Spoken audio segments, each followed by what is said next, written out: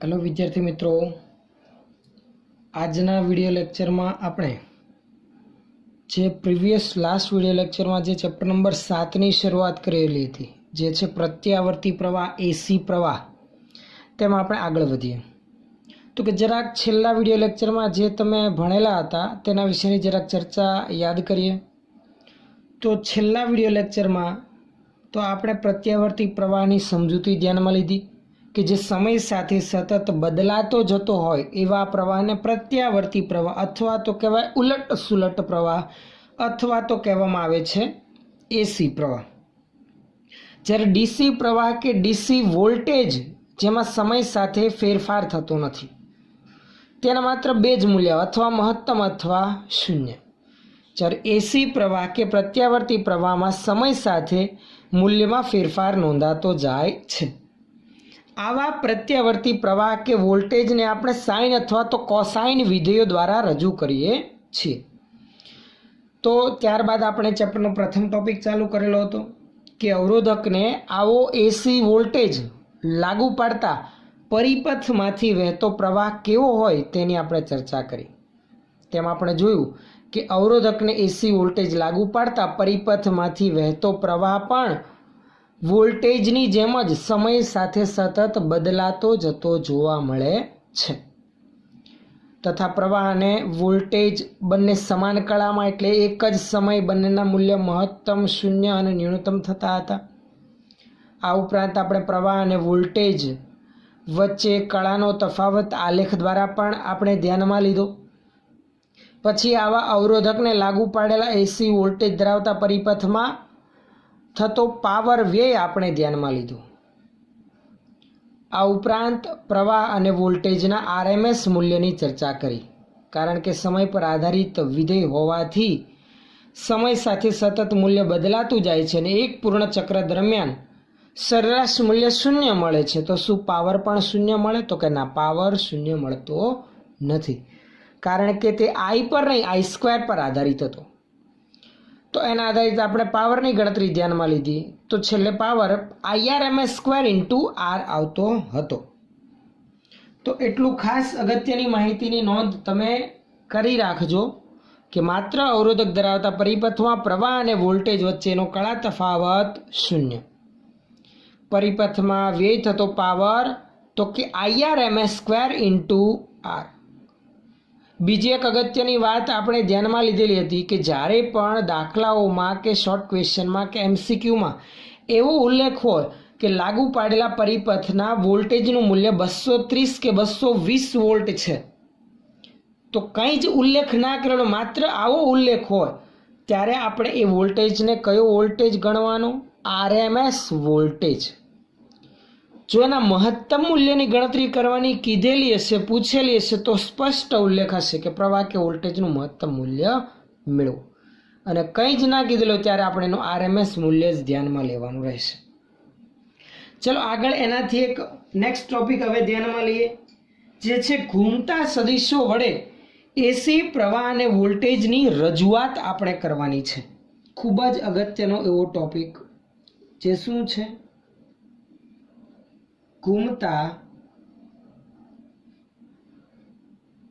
સદિશો વડે એસી પ્રવાહ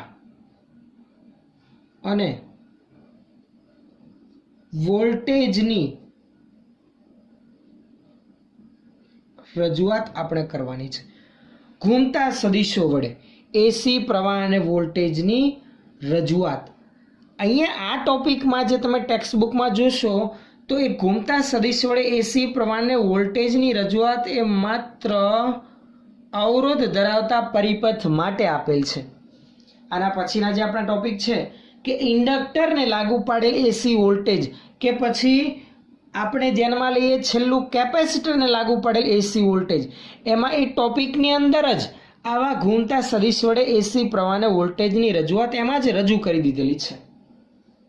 તો પહેલાં તો આ ટોપિક શું સમજાવે છે? આ એકદમ સરળ રજૂઆત આપણને જણાવી દે છે કે કોઈ એસી વોલ્ટેજ પરિપથને લાગુ પાડેલો હોય તો પરિપથમાંથી વહેતો પ્રવાહ અને વોલ્ટેજ એકબીજા સાથે કેવો આંતર સંબંધ ધરાવે છે, બંને વચ્ચેનો કળા તફાવત કેટલો છે, બંનેના મૂલ્યમાં કેવા વેરિએશન આવે છે, જુદા જુદા સમયે કેટલા કેટલા હશે, એ સરળતાથી આપણે આ ઘૂમતા સદિશ વડે રજૂઆત જે કરેલી છે તેના દ્વારા સમજી શકીએ.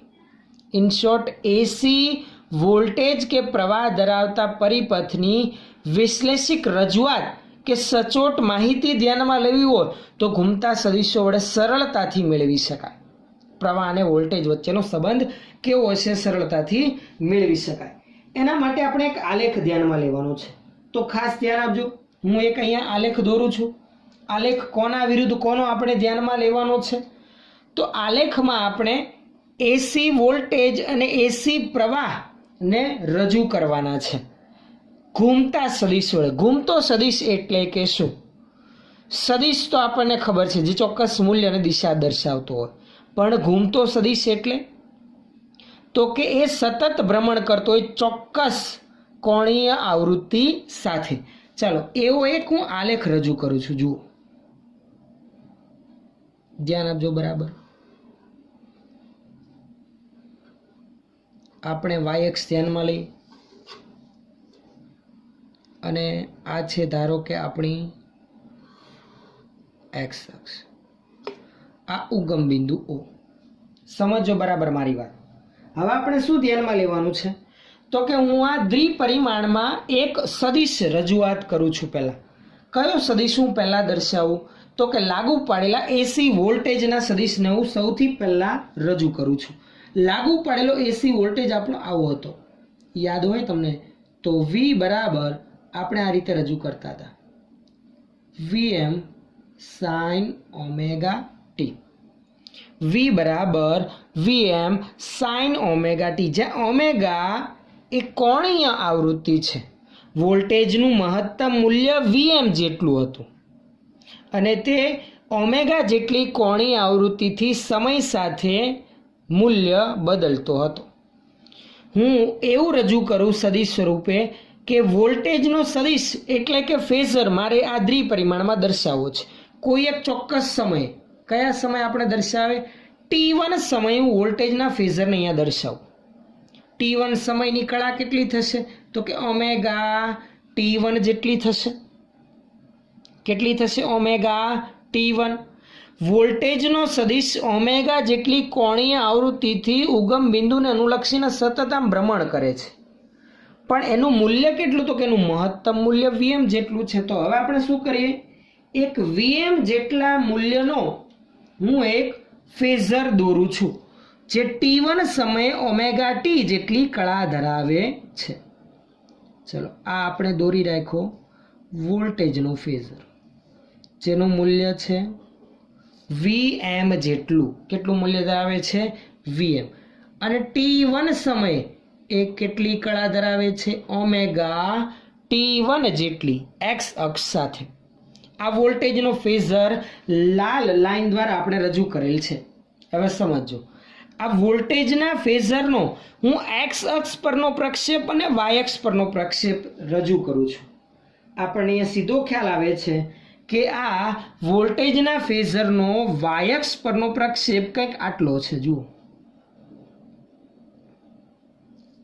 આટલો, અહીંયાથી લઈને આટલે સુધીનો આ વોલ્ટેજના ફેઝરનો વાય અક્ષ પરનો પ્રક્ષેપ એ કેટલો થશે? તો કે જો હું એક્સ અક્ષ પરનો પ્રક્ષેપ રજૂ કરું તો એક્સ અક્ષ સાથેનો તેનો ખૂણો ઓમેગા T1 છે. તો એક્સ અક્ષ પરનો પ્રક્ષેપ વીએમ કોસ ઓમેગા T1 થાય. 11મા ધોરણમાં આપણે સદિશના ઘટકો વિશેની માહિતી ધ્યાનમાં લીધી. એમ જ જેની સાથે ખૂણો બનાવે તે ઘટક કોસ, બીજો ઘટક કયો આવશે? સાઇન. તો આ વોલ્ટેજના ફેઝરનો વાય અક્ષ પરનો ઘટક કેટલો થશે? વીએમ સાઇન ઓમેગા T1 થશે કે નહીં? તો કે હા. ચલો, વોલ્ટેજના ફેઝરનો વાય અક્ષ પરનો પ્રક્ષેપ અને એના ફેઝરને મેં રજૂ કરી દીધો. હવે આપણે રજૂ કરવાનો છે વોલ્ટેજના ફેઝર બાદ પ્રવાહના ફેઝરને. તમને ખ્યાલ જ છે, પ્રવાહ આપણો આવો આવતો તો જરાક યાદ કરો તો I બરાબર IM સાઇન ઓમેગા ટી. પ્રવાહ અને વોલ્ટેજ માત્ર અવરોધ ધરાવતા પરિપથ માટે સમાન કળામાં હતા, એટલે કે કળા તફાવત શૂન્ય. પરંતુ પ્રવાહનું મહત્તમ મૂલ્ય Im એ આટલું હતું, Vm/R હતું. એટલે વોલ્ટેજના મહત્તમ મૂલ્ય કરતાં કંઈક ઓછું હતું, Im લેસ ધેન Vm હતું. સમાન કળામાં એટલે કે T1 સમયે પ્રવાહનો ફેઝર પણ એ જ જગ્યા પર હશે, પરંતુ તેનું મૂલ્ય વોલ્ટેજના ફેઝર કરતાં કેવું હશે? ઓછું હશે. તો ચાલો એનું ઓછું મૂલ્ય ધરાવતો હું એક પ્રવાહનો ફેઝર દોરી દઉં છું. એટલી જ કળા ઉપર હશે. ચાલો એ આ રહે. ખબર પડી? આ પ્રવાહનો ફેઝર જેનું મહત્તમ મૂલ્ય Im, તો Im વડે આપણે રજૂ કર્યું. એનો y અક્ષ પરનો પ્રક્ષેપ શું થશે? તો કે આની જેમ જ એનો પણ y અક્ષ પરનો કંઈક પ્રક્ષેપ મળશે, જે કેટલા મૂલ્ય ધરાવતો હશે? તો કે જેની સાથે ખૂણો બનાવે તે ઘટક cos અને બીજો કયો આવશે? sin. તો તેનો પણ y અક્ષ પરનો પ્રક્ષેપ શું આવશે? આપણે એને રજૂ કરીએ તો Im sin ઓમેગા T1 થશે કે નહીં? આ y અક્ષ પરના વોલ્ટેજ અને પ્રવાહના પ્રક્ષેપો જો આપણે દર્શાવેલા છે એ તે સમય એટલે કે T1 સમયે પ્રવાહ અને વોલ્ટેજના તત્કાલીન મૂલ્યો છે. જેમ સમય પસાર થશે તેમ તમને સીધો જ ખ્યાલ છે આ ફેઝર ધીમે ધીમે આમ આગળ ચાલશે. જેમ આગળ ચાલશે તેમ તેનો y અક્ષ પરનો પ્રક્ષેપ મોટો થતો જશે, એટલે સમય પસાર થતાં વોલ્ટેજ અને પ્રવાહના મૂલ્યો વધતા જશે. એક વખત એકદમ શિરોલમ થઈ ગયો ત્યાર પછી આગળ વધતા ફરી પાછા તેના y અક્ષ પરના પ્રક્ષેપનું મૂલ્ય ઘટતું જ છે. ઘટીને કેટલું થઈ જશે? 0. પછી હજુ સમય આગળ પસાર થતાં ઋણ મહત્તમ થશે, પાછું ઘટીને 0 થશે સાઇન વિધેય અનુસાર. આમાં સીધો જ ખ્યાલ આવે. જો ફેઝરની રીતે મેં દર્શાવ્યું તો T1 સમયે પ્રવાહનું મૂલ્ય આટલું છે, વોલ્ટેજનું મૂલ્ય આટલું છે, બંને સમાન કળામાં છે. તો આ સરળતાથી ઘૂમતા સદિશ દ્વારા અથવા તો કહેવાય ફેઝરની રીત દ્વારા માત્ર અવરોધક ધરાવતા પરિપથની સરળતાથી સમજૂતી આપણે ધ્યાનમાં લઈ શકીએ છીએ. પ્રવાહ અને વોલ્ટેજ વચ્ચેનો સંબંધ કેવો છે તે આપણે સમજી શકીએ છીએ. તો આ હતી વાત મિત્રો ઘૂમતા સદિશ વડે એસી પ્રવાહ અને વોલ્ટેજની રજૂઆત. આ જ રીતે આપણે આગળ ઇન્ડક્ટર અને કેપેસિટર ધરાવતા એસી પરિપથમાં ફેઝરની રીતે માહિતી ધ્યાનમાં લેવાના છે. જ્યારે પણ પરિપથમાં માત્ર અવરોધ હોય, ઇન્ડક્ટર હોય, કેપેસિટર હોય અથવા તો એક કરતાં વધુ ઘટક હોય, બે હોય, શ્રેણીમાં અથવા સમાંતરમાં હોય, ફેઝરની રીત લાગુ પાડે ત્યારે મિત્રો એક બાબત ખાસ ધ્યાનમાં લેવી, ખૂબ જ અગત્યની. જે પણ ઘટકો શ્રેણીમાં કે સમાંતરમાં એસી પ્રાપ્તિ સ્થાન સાથે જોડેલા છે, આપણે સૌથી પહેલાં એ જોવાનું કે બંને ઘટક માટે એના બે છેડા વચ્ચેના વોલ્ટેજ સમાન છે કે બંને ઘટકમાંથી વહેતો પ્રવાહ સમાન છે. જે બંને ઘટક માટે એક સમાન હશે એના ફેઝરને પહેલાં દર્શાવી દેવાનો ચોક્કસ કળા સાથે ચોક્કસ સમયે. ત્યાર પછી બંને માટે પ્રવાહ જુદો જુદો હોય તો પ્રવાહના ફેઝરને વોલ્ટેજની સાપેક્ષે કઈ રીતે ગોઠવાયેલા છે એ રીતે રજૂ કરવાનું. જો મિત્રો પ્રવાહ આગળ હોત તો હું કઈ રીતે દર્શાવે સમજો ને. જો પ્રવાહ આગળ હોય તો પ્રવાહનો ફેઝર મારો આમ આગળ વધશે કે પાછળ આવશે? તો હંમેશા યાદ રાખવું, ખૂણાની ગણતરી આપણે એન્ટી ક્લોકવાઇઝ ધ્યાનમાં લઈએ છીએ. અહીંયા 0, અહીંયા 90, અહીંયા 180 અને નીચે 270 ને પાછું 360 આવે. તો જો પ્રવાહ આગળ હોય તો મારે પ્રવાહના ફેઝરને આના કરતાં એટલા ખૂણે આગળ દર્શાવવાનું. જો પ્રવાહ વોલ્ટેજ કરતાં પાછળ હોય તો મારે પ્રવાહના ફેઝરને વોલ્ટેજની સરખામણીમાં નીચે ચલાવવાનો. આ રીતે ખ્યાલ આવે છે? આપણે આગળનો ટોપિક જોઈશું એટલે તમને વધુ ક્લિયર ખબર પડશે. પણ આ બેઝિક વસ્તુ જે ખાસ તમારે ધ્યાનમાં લેવાની હતી જે મેં તમને કહી રાખી. ચાલો આના પછીનો આગળ આપણો નેક્સ્ટ ટોપિક જે ધ્યાનમાં લેવાનો છે અગત્યનો બીજો ટોપિક ચેપ્ટરનો અગત્યનો એવો કે જેમ અવરોધને આપણે એસી વોલ્ટેજ લાગુ પાડેલ હતો એમ અહીંયા ઇન્ડક્ટરને લાગુ પાડેલ એસી વોલ્ટેજની માહિતી ધ્યાનમાં લેવાની છે. ઇન્ડક્ટરને લાગુ પાડેલ એસી વોલ્ટેજ વિદ્યુત પરિપથ તરીકે કયો પરિપથ છે? તો કે એવો પરિપથ છે કે જેમાં આપણે કોનું જોડાણ કરેલું છે? તો કે ઇન્ડક્ટરનું. ઇન્ડક્ટર એટલે કે પ્રવાહ આધારિત ગૂંચળું કે જેમાં પ્રવાહ પ્રેરિત કરી શકાય, જેના વિશેની સમજૂતી તમે આગળના ચેપ્ટરમાં ધ્યાનમાં લઈ લીધેલી છે. આપણે જે ગૂંચળામાં પ્રવાહ પ્રેરિત કરતા હતા એને જ શું કહેવામાં આવે છે? ઇન્ડક્ટર. તો હું જરાક એવો ઇન્ડક્ટર એક ધ્યાનમાં લઉં અને તેની સાથે આપણે એસી પ્રાપ્તિ સ્થાનને જોડવાનું છે. તો ચાલો એવો એક ઇન્ડક્ટર ધ્યાનમાં લઈએ. ધારો કે આ છે શુદ્ધ ઇન્ડક્ટર. શુદ્ધ ઇન્ડક્ટર એટલે કે એવો ઇન્ડક્ટર કે જેનો અવરોધ અવગણ્ય છે. કેવો છે? અવગણ્ય એટલે કે એકદમ ન્યૂનતમ. આપણે એવો એક ઇન્ડક્ટર ધ્યાનમાં લીધો. ધારો કે ઇન્ડક્ટરનું ઇન્ડક્ટન્સ L જેટલું છે. આની સાથે હું એસી પ્રાપ્તિ સ્થાન જોડવાનો છું. તો આ ઇન્ડક્ટરના બે છેડા સાથે આપણે શું જોડવાનું છે? એસી પ્રાપ્તિ સ્થાન, કે જે કેવા મૂલ્યનો છે? તો કે આગળ આપણે ધ્યાનમાં લીધો એમ V બરાબર Vm sin ઓમેગા t પ્રકારના એસી પ્રાપ્તિ સ્થાનનું આપણે અહીંયા જોડાણ ધ્યાનમાં લઈએ. કેવા પ્રકારનો? તો કે V બરાબર Vm sin ઓમેગા t પ્રકારનો એસી પ્રાપ્તિ સ્થાન આપણે જોડવાના છે. ચાલો એની પણ માહિતી નોંધી રાખીએ. V બરાબર Vm sin ઓમેગા t પ્રકારના એસી પ્રાપ્તિ સ્થાનનું જોડાણ આપણે અહીંયા કરી રાખેલ છે. હવે આપણે આ પ્રકારનું જોડાણ કરીશું તો પરિપથમાંથી શું વહેવા લાગશે? તો કે પરિપથમાંથી તો પ્રવાહ વહેશે. ધારો કે આ દિશામાં પ્રવાહ વહેવાનો ચાલુ થયો, પરિપથમાંથી વહેતો પ્રવાહ I છે. તો આપણે આ પ્રવાહ કેવા પ્રકારનો હશે? જ્યારે પરિપથમાં ઇન્ડક્ટર જોડેલ હશે, શુદ્ધ ઇન્ડક્ટર, એવો ઇન્ડક્ટર કે જેનો અવરોધ R કેવો છે? અવગણ્ય છે. કેવો છે? અવગણ્ય, સહેજ પણ અવરોધ ધરાવતો નથી એવો ઇન્ડક્ટર, એવું વાહક તારનું એક ગૂંચળું જોડી રાખેલ છે.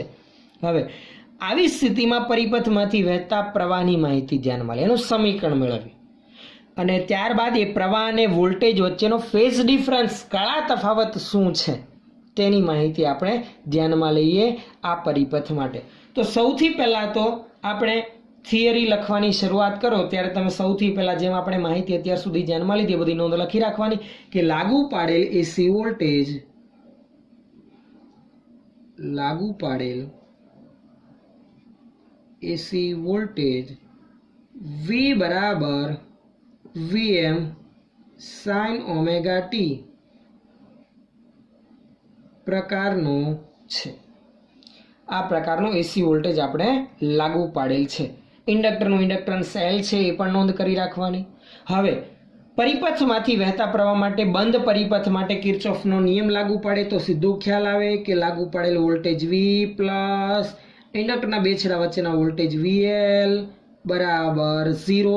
પરંતુ તમને એ ખ્યાલ છે કે ઇન્ડક્ટર અથવા તો પ્રવાહધારિત ગૂંચળું એના બે છેડા વચ્ચે પ્રેરિત થતું EMF એ આપણે આ રીતે રજૂ કરીએ છીએ -L ઇન્ટુ di/dt દ્વારા. તો VL ની કિંમત હું લખી રાખું છું, જે આવશે V બરાબર VL સામે જાય તો માઇનસ થશે, minus minus plus L into di/dt થશે. ચલો L સામેની બાજુ છેદમાં લઈ લો તો di/dt કંઈક આવું મળશે આપણને. di/dt બરાબર V ના છેદમાં L. પરંતુ V કેવું છે? તો કે આ રહ્યો આપણા લાગુ પડેલા વોલ્ટેજ V નું મૂલ્ય. V બરાબર તો છે Vm sin ઓમેગા t ભાગાકારમાં છે L. તમે જોશો તો આ સમીકરણ શેનું છે? તો કે પ્રવાહનો સમયની સાપેક્ષે વિકલિત છે. એમ પણ કહી શકાય પ્રવાહ વિરુદ્ધ સમયના આલેખનો ઢાળ. આ શું છે? તો કે I વિરુદ્ધ t ના આલેખનો ઢાળ છે, જે છે di/dt. જે પણ કોના પર આધારિત છે? સમય પર આધારિત છે. એટલે ઢાળનું મૂલ્ય પણ સમય સાથે બદલાય છે. અને એનો કંપ વિસ્તાર કેટલો છે? તો કે કંપ વિસ્તાર છે Vm/L. પરંતુ આપણે પ્રવાહનું સમીકરણ મેળવવું છે તો એના માટે જો આ સમીકરણનું સમયની સાપેક્ષે સંકલન કરીએ તો મને પ્રવાહ મળી જાય. જો આ dt જેટલા સૂક્ષ્મ સમયગાળા દરમિયાન પ્રવાહનો સૂક્ષ્મ ફેરફાર di નોંધેલ છે। જો અને 0 થી t સમય સુધી સંકલન કરી દઉં એટલે કે સમયની સાપેક્ષે સંકલન કરું તો પરિપથમાંથી વહેતો પ્રવાહ મને I મળે। તો નોંધી રાખીએ પરિપથમાંથી વહેતો પ્રવાહ મેળવવા ઉપરોક્ત સમીકરણનું સમયની સાપેક્ષે શું કરવાનું છે, સોરી વિકલન નહીં, શું કરવાનું છે, સંકલન કરતા। ચલો સમયની સાપેક્ષે સંકલન કરીએ તો કે સંકલન di બાય dt હતું એમનું એમ dt બરાબર તો કે di બાય dt આ રહી કેની કિંમત vm અપન l sin omega t।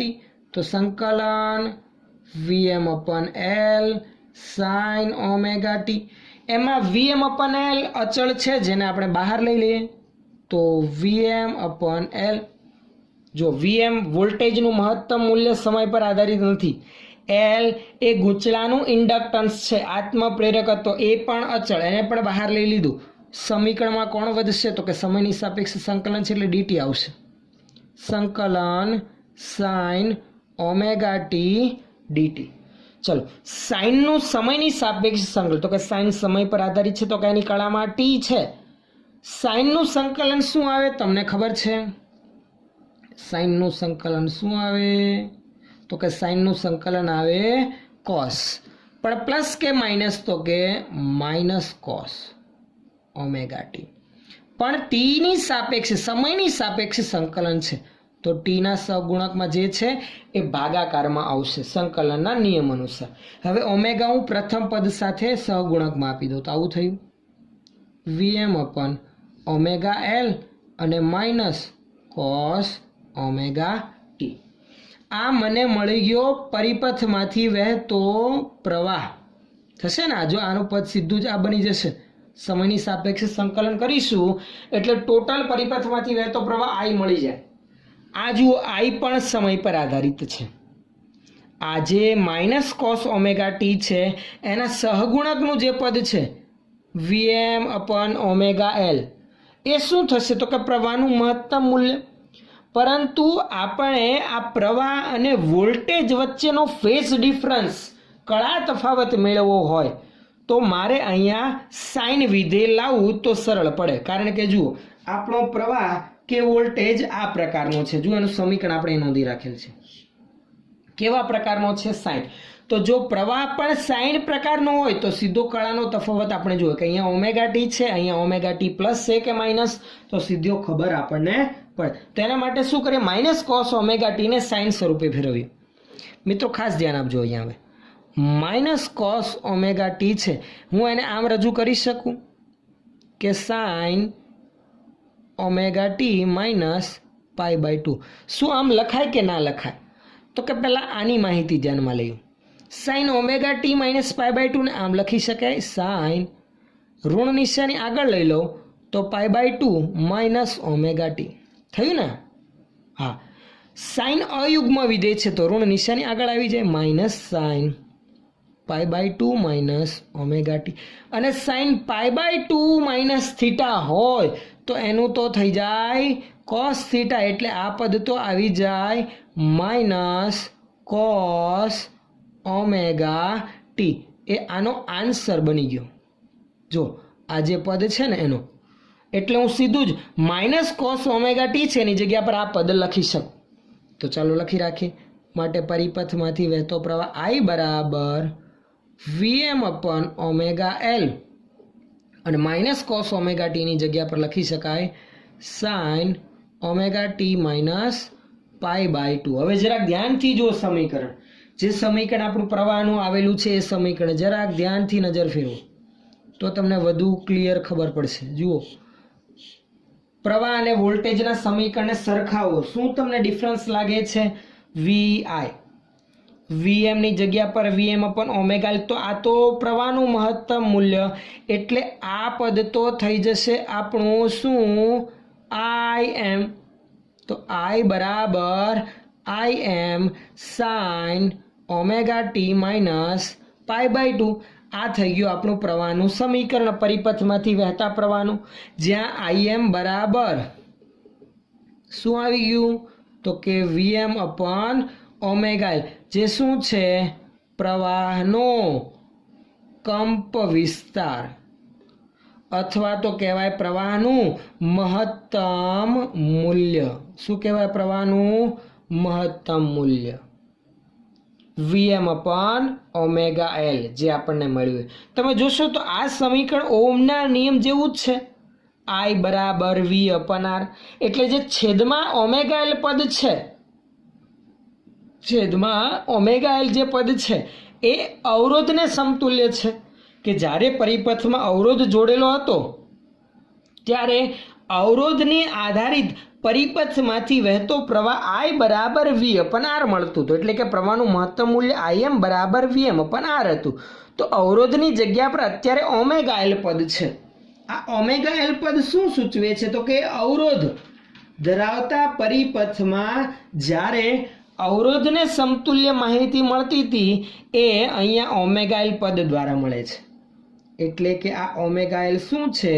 અવરોધને સામ્ય એક પ્રકારનો ઇન્ડક્ટર ધરાવતા પરિપથનો અવરોધ પણ કહેવાય, જેને આપણે અહીંયા કહેવાનો છે ઇન્ડક્ટર ધરાવતા પરિપથમાં ઇન્ડક્ટિવ રિએક્ટન્સ. તો આ ઓમેગા એલ ને શું કહેવાનું છે આપણે? એક્સ એલ, જેને કહેવાય પરિપથનો ઇન્ડક્ટિવ રિએક્ટન્સ, જેનો એકમ ઓહમ જ છે, અવરોધના એકમ જેટલો, જે અવરોધને સમતુલ્ય જ છે. એમ જ કહું છું, ધ્યાન આપજો. અવરોધને શું છે? સમતુલ્ય. સાદી ભાષામાં એમ કહી શકીએ ઇન્ડક્ટર ધરાવતા પરિપથનો અવરોધ, જેને કહેવાય ઇન્ડક્ટિવ રિએક્ટન્સ. અને એ ઇન્ડક્ટિવ રિએક્ટન્સ એટલે કે એક્સ એલ, એટલે કે ઓમેગા એલ. તો હું આ સમીકરણની જગ્યા પર આમ લખી શકું, આઈ એમ બરાબર વીએમ અપોન શું લખી શકાય? X L. હા કે ના? પરિપથમાંથી વહેતા પ્રવાહનું મહત્તમ મૂલ્ય આઈ એમ બરાબર વીએમ અપોન એક્સ એલ. અને બીજી એક વસ્તુ જે આપણને સમીકરણ મળી આવેલ છે, કયું? આઈ બરાબર I m sine omega t minus pi by 2 વાળું.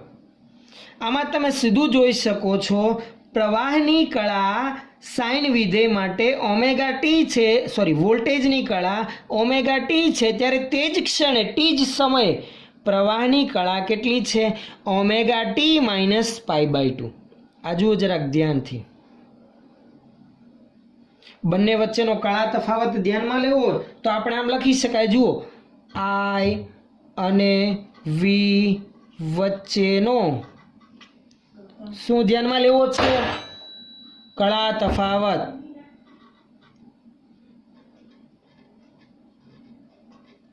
જે કેટલો આવશે તો કે કળા તફાવત ફાઈ બરાબર આપણે આ રીતે રજૂ કરી શકીએ. બંનેની કળાનો તફાવત લઈ લો, ઓમેગા ટી માંથી માનાંકમાં મૂકી દેવાનું, ઓમેગા ટી માઇનસ પેલાની કળા omega t minus pi by 2, માત્ર મૂલ્ય માટે. તો omega t cancel, minus minus plus pi by 2. અહીંયા પાઈ બાય 2 જેટલો કળાનો ડિફરન્સ મળી આવ્યો. વોલ્ટેજની કળામાંથી પ્રવાહની કળા બાદ કરી. આનો અર્થ એવો થયો કે વોલ્ટેજ પ્રવાહ કરતા કળામાં પાઈ બાય 2 જેટલો આગળ. જો આની કળા પાઈ બાય 2 બાદ થાય છે ને તો પ્રવાહ પાઈ બાય 2 જેટલો પાછળ છે. સમયના ચોથા અંતરાલ જેટલો કળા તફાવત નીકળ્યો. એટલે પ્રવાહ વોલ્ટેજ કરતા કળામાં પાઈ બાય 2 જેટલો પાછળ, જ્યારે વોલ્ટેજ એ કળામાં પાઈ બાય 2 જેટલો શું આવશે? આગળ આવશે. તો ખાસ એની પણ નોંધ લખી રાખીએ. ઇન્ડક્ટર ધરાવતા પરિપથમાં પ્રવાહ એ વોલ્ટેજ કરતા કળામાં પાઈ બાય 2 જેટલો શું થશે તો કે પાઈ બાય 2 જેટલો કેવો છે? પાછળ છે. પ્રવાહ પાઈ બાય 2 જેટલો પાછળ, તો આમ પણ કહેવાય વોલ્ટેજ π/2 જેટલો શું છે આગળ. કોની સરખામણીમાં? પ્રવાહની સરખામણી. આમ પણ આપણે નોંધી શકીએ. આ બાબત પણ ખૂબ જ અગત્યની, ખાસ યાદ રાખજો. પ્રવાહ એ વોલ્ટેજ કરતાં કળામાં π/2 જેટલો શું છે? પાછળ છે. આપણે આ રીતે એનો કળા તફાવત મેળવી શકીએ. એકદમ સિમ્પલ રીત. બંનેની કળાનો તફાવત લઈ લેવાનો. જો એ તફાવત ધન આવે, જો માનાંકમાં મૂકશો તો મૂલ્યની વાત કરીએ તો એ તો આપણે ધન જ લીધું. પણ જો આ ડિફરન્સ હું બાદબાકી કરું, જો એ +π/2 આવે તો વોલ્ટેજ π/2 જેટલો આગળ. જો એ -π/2 આવે તો શું કહેવાય? તો કે વોલ્ટેજ પ્રવાહ કરતાં π/2 જેટલો પાછળ. એક પાછળ તો બીજો એટલો જ કળામાં શું થશે? આગળ થશે. હવે આપણે અહીંયા જેમ આગળ અવરોધકને ધરાવતા પરિપથમાં પ્રવાહ અને વોલ્ટેજનો કળા તફાવત આલેખ દ્વારા ધ્યાનમાં લીધો હતો, ફેઝ ડિફરન્સ દ્વારા ધ્યાનમાં લીધો હતો, ઘૂમતા સદિશ દ્વારા ધ્યાનમાં લીધો હતો, એમ જ અહીંયા રજૂ કરી રાખી. તો એક આપણે આલેખ દ્વારા સમજૂતી ધ્યાનમાં લઈએ. તો મિત્રો ખાસ તમે પહેલાં છેલ્લા સમીકરણ જોઈ જાઓ કે લાગુ પાડેલો voltage V = Vm sin ωt પ્રકારનો હતો. ઇન્ડક્ટર ધરાવતા પરિપથમાં અને પરિપથમાંથી વહેતો પ્રવાહ I = Im sin ωt - π/2 પ્રકાર. જ્યાં Im પરિપથમાંથી વહેતો મહત્તમ પ્રવાહ Vm/ωL જેટલો મળે છે. ચલો એ સમીકરણ હું ખાસ પહેલાં અહીં એક ફરી વખત નોંધી રાખું છું કે લાગુ પાડેલા વોલ્ટેજનું મૂલ્ય V =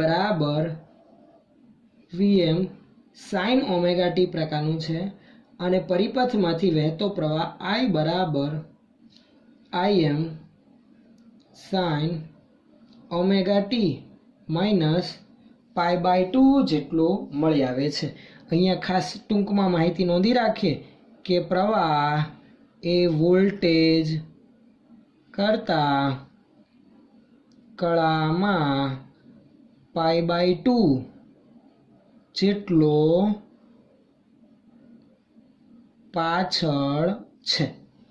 આ ખાસ અગત્યની માહિતી. હવે આપણે શું કરીએ? પ્રવાહ વિરુદ્ધ સમય અને વોલ્ટેજ વિરુદ્ધ સમયનો આપણે આલેખ રજૂ કરીએ કે સાઇન કે કોસાઇન વિધિ અનુસાર જે ફેરફાર થતો હતો એ આપણે દર્શાવીએ. બરાબર છે? અને તેની મદદથી આપણને ખ્યાલ આવે શું બંને એક સાથે મહત્તમ, શૂન્ય કે ન્યૂનતમ થાય છે? નથી થવાના, કારણ કે અહીંયા કળાનો તફાવત π/2 જેટલો બંનેમાં પહેલેથી જ છે. જ્યારે પહેલાં આપણે આલેખ અવરોધક ધરાવતા પરિપથ માટે દોરેલો હતો ત્યારે સમાન કળામાં આવતા હતા. એનું કારણ હતું કળા તફાવત કેટલો હતો?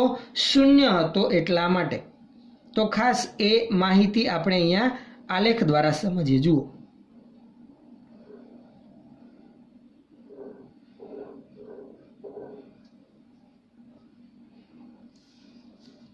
બરાબર છે. આપણે અહીંયા y અક્ષ ઉપર પ્રવાહ અને વોલ્ટેજને રજૂ કરીશું.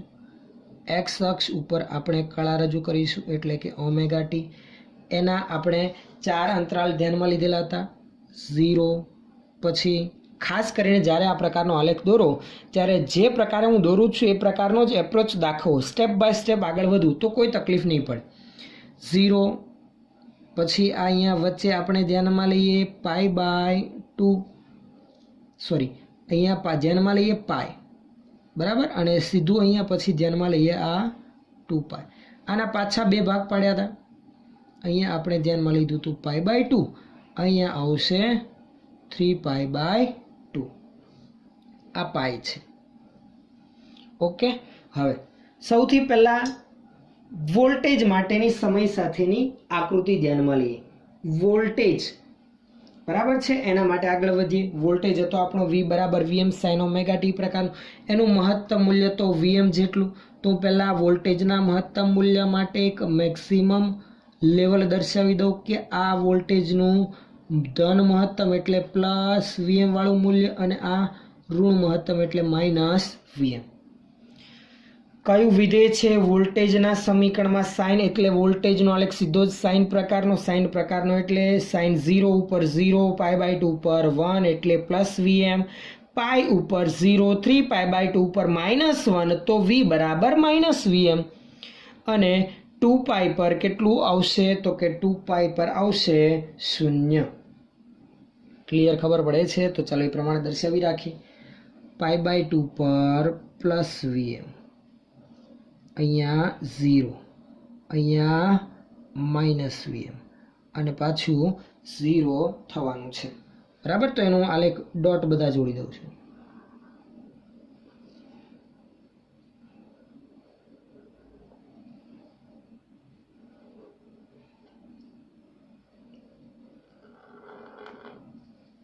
આ થયો વોલ્ટેજનો આલેખ, આ તેનું મેક્સિમમ મૂલ્ય દર્શાવી રાખીએ.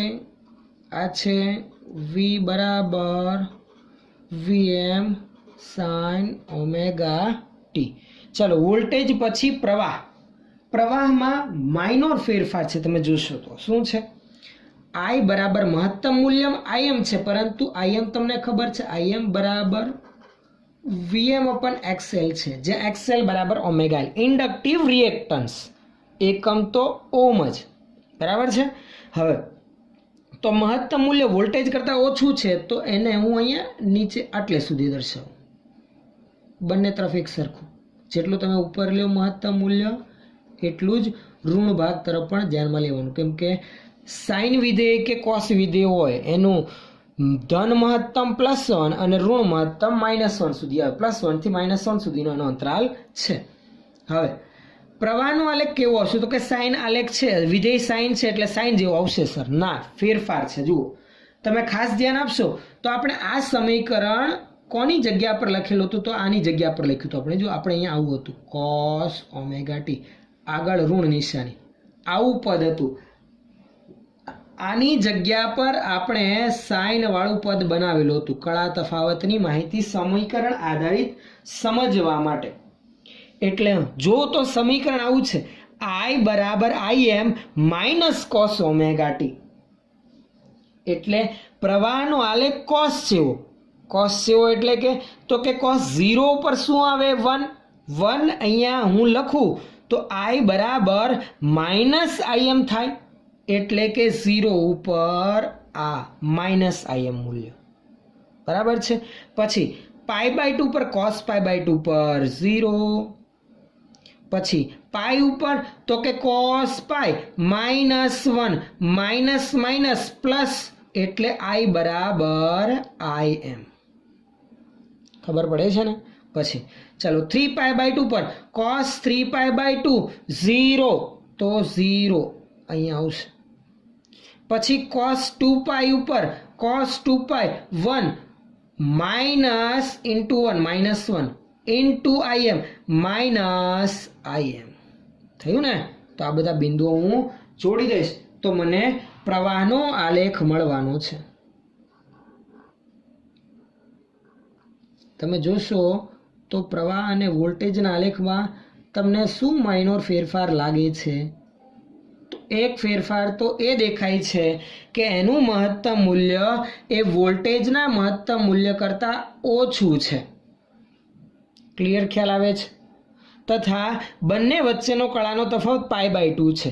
જ્યારે વોલ્ટેજનું મહત્તમ મૂલ્ય π/2 જેટલું થાય છે, તેના પછી π/2 કળા બાદ અથવા તો સમયના અંતરાલમાં ચતુર્થ અંતરાલ બાદ મૂલ્ય મહત્તમ થાય છે. આ જે ડિફરન્સ છે ને સમયનો, સમયની માહિતી ધ્યાનમાં લઈએ તો આ T/4 જેટલો સમય છે, આટલો સમયનો તફાવત છે. કળા તફાવત કેટલો? તો કે કળા તફાવત π/2 જેટલો. સમયનો તફાવત કેટલો? T/4. એક પૂર્ણ ચક્રના ચતુર્થ ભાગ જેટલો સમયનો તફાવત રહે છે. તો આ પ્રવાહ અને વોલ્ટેજનો સમય વિરુદ્ધના આલેખ આધારિત કળા તફાવત આપણે સમજી શકીએ. મારે આને ફેઝર ડાયાગ્રામની રીતે રજૂ કરવા છે, તો એ કેવો આવશે આલેખ એની માહિતી આપણે ચાલો ધ્યાનમાં લઈએ. ફેઝર ડાયાગ્રામ મેં તમને કીધું તેમ ફેઝર ડાયાગ્રામમાં આપણે શું દર્શાવવાનું? તો સૌથી પહેલા એક વાય અક્ષ આપણે રજૂ કરી રાખીએ, પછી એક એક્સ અક્ષ,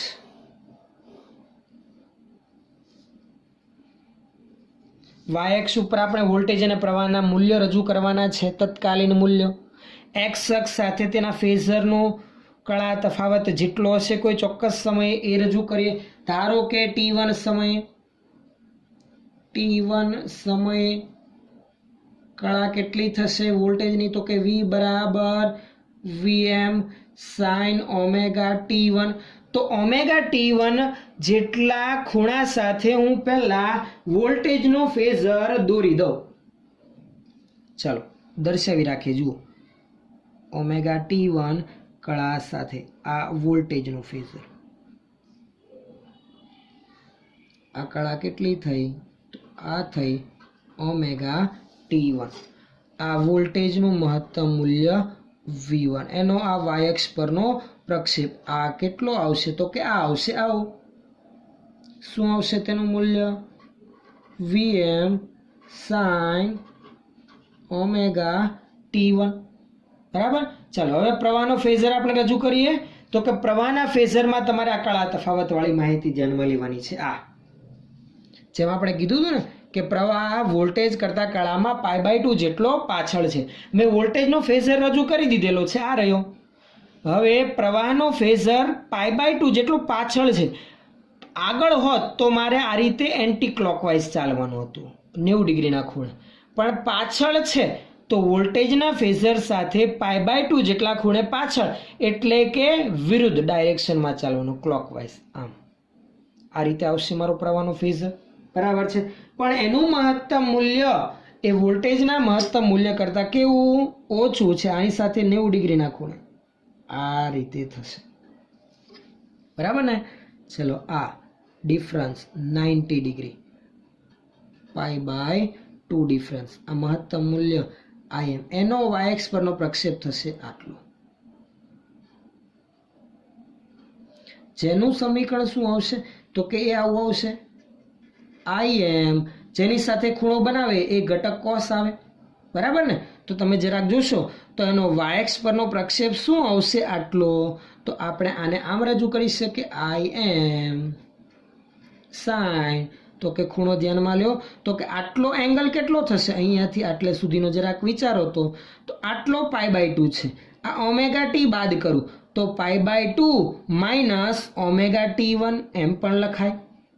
બરાબર ને? એ x અક્ષ સાથેનો ખૂણો, મારે y અક્ષ પરનો પ્રક્ષેપ લેવો છે તો આમ લખી શકીએ આપણે સીધું જ આ રીતે, sin π/2 માઇનસ ઓમેગા ટી થશે ને. જુઓ આટલો છે ઓમેગા ટી, આટલો છે π/2, તો આ ખૂણો કેટલો થશે? π/2 માંથી ઓમેગા T1 બાદ થાય એટલો. બરાબર. તો આ થશે cos, x અક્ષ પરનો પ્રક્ષેપ cos π/2 માઇનસ ઓમેગા ટી, જ્યારે y અક્ષ પરનો પ્રક્ષેપ sin π/2 માઇનસ ઓમેગા T1 જેટલું મળે. એટલે આપણે અહીંયા જે મળી આવે છે એ પ્રમાણેની માહિતી ધ્યાનમાં લઈએ તો આ પ્રમાણે આપણને મળશે. જો આપણો અહીંયા પ્રવાહ અને વોલ્ટેજ વચ્ચેનો કળા તફાવત આપણે જોઈ શકીએ છીએ. વોલ્ટેજ કરતાં પ્રવાહ કળામાં π/2 જેટલો શું છે? પાછળ છે. સમજણ પડે છે? આ આપણે ફેઝરની રીતથી રજૂ કર્યું. હવે આગળ એક માહિતી ધ્યાનમાં લેવાની છે. જેમ કેમ અવરોધકને લાગુ પડેલા એસી વોલ્ટેજ ધરાવતા પરિપથમાં વેવપંપ તો આપણે પાવર ધ્યાનમાં લીધો હતો, એમ આપણે અહીંયા ઇન્ડક્ટરને એસી વોલ્ટેજ લાગુ પાડતા પરિપથને મળતો પાવર ધ્યાનમાં લઈએ. ઇન્ડક્ટરને મળતો પાવર, કારણ શું? અવરોધ તો શૂન્ય છે તો પાવરનો વ્યય તો થવાનો નથી, અને ઇન્ડક્ટર તો ઉર્જાનો સંગ્રહ કરે, પરિપથમાંથી વહેતા પ્રવાહ પર નિયંત્રણ રાખે. ખ્યાલ આવે છે?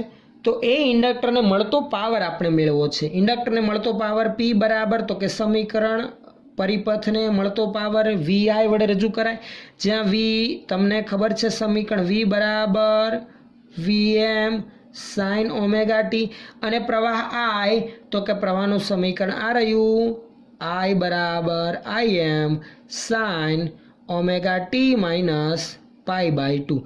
હું આની જગ્યા પર આ પદ પણ લખી શકું છું, માઇનસ કોસ ઓમેગા ટી. તો P બરાબર, જો મિત્રો અહીંયા Im sin π/2 minus omega T1 મળ્યું, પણ નીચેની તરફ છે તો અહીંયા આગળ માઇનસ આવશે, એટલે સરવાળે તો આ જ પદ બનવાનું છે. π/2 માઇનસ થીટા એટલે કોસ ઓમેગા T1 થાય, પરંતુ આગળ ઋણ નિશાની આવતા આ I બરાબર એ જ પ્રકારનું આપણને સમીકરણ મળવાનું છે, કોઈ ફેરફાર થવાનો નથી. હું આની જગ્યા પર માઇનસ કોસ ઓમેગા ટી લખી દઉં છું. તો Vm મહત્તમ મૂલ્ય Im sin ઓમેગા ટી અને માઇનસ કોસ ઓમેગા ટી, એ બંને ગુણાકારમાં છે. હવે આની જગ્યા પર આપણે એક બીજું ત્રિકોણમિતીય પદ બનાવવાના છે. મિત્રો, ત્રિકોણમિતીય વિધેયોમાં એક વિધેય આવું આવે, sin 2 થીટા હોય તો આમ લખી શકાય 2 sin થીટા કોસ થીટા, ખૂણો અડધો થઈ જાય. જો થીટાના બદલે ઓમેગા ટી હોય તો અહીંયા સેમ ટુ સેમ પદ બને છે. ગુણાકારમાં બે નથી તો બે સામે ભાગાકારમાં લઈ જઈએ તો P બરાબર VM Im ના છેદમાં 2, અને આની જગ્યા પર હું લખી શકું sin 2 થીટા એટલે કે 2 ઓમેગા ટી. બરાબર ને? આ પરિપથને મળતો પાવર, ઇન્ડક્ટરને મળતો પાવર, પરંતુ એ પાવર પણ તમે જોઈ શકો છો સમય પર આધારિત છે, સાઇન વિધેય પર આધારિત છે. તો પરિપથને એક પૂર્ણ ચક્ર દરમિયાન મળતો સરેરાશ પાવર ધ્યાનમાં લેવો છે. મળતો કેવો?